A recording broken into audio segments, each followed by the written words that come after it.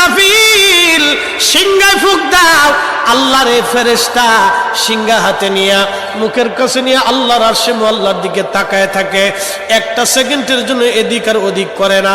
কখন রব হুকুম দিবে সিংহায় ফুৎকার দেওয়ার জন্য, যখন সিংহায় ফুৎকার দিবে কুরআন বলতেছে ইদাস সামাউ ফাতারাত, আকাশ ভেঙ্গে ভেঙ্গে ভেঙ্গে ভেঙ্গে পড়তে থাকবে। ওয়া ইদাল কাওয়াকিবু তাসারাত, সমগ্র নক্ষত্রগুলি ভেঙ্গে ভেঙ্গে ভেঙ্গে ভেঙ্গে পড়তে থাকবে।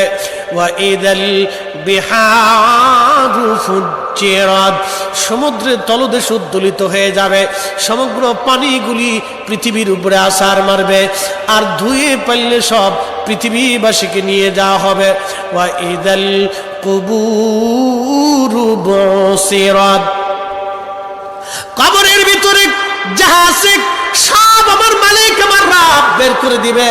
কবর থেকে মানুষ বের হইয়া সেই দিন হাসরের ময়দানের দিকে দৌড়াইতে থাকবে, সবাই উলঙ্গ থাকবে, কিন্তু আমার নবীকে আল্লাহ ৭০,০০০ ফেরেশতা বেষ্টন করাইয়া জান্নাতের পোশাক পরাইয়া মহাসম্মানে ফেরেশতারা মিছিল দিয়ে দিয়া আমার নবীকে হাসরের ময়দানে মাকামে মাহমুদে বসাবে। একবার জোরে বলা যাবে কি আল্লাহু আকবার।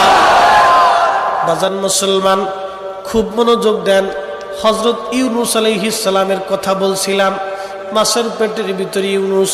চিন্তা করলেন মরে গেলাম না বেঁচে আছি, লাড়াচাড়া দিয়ে দেখলেন না বেঁচে আছি, দাঁড়ায় গেলেন খোদার পয়গম্বর, দাঁড়ায় দিয়ে সেজদার মধ্যে পড়ে গেলেন।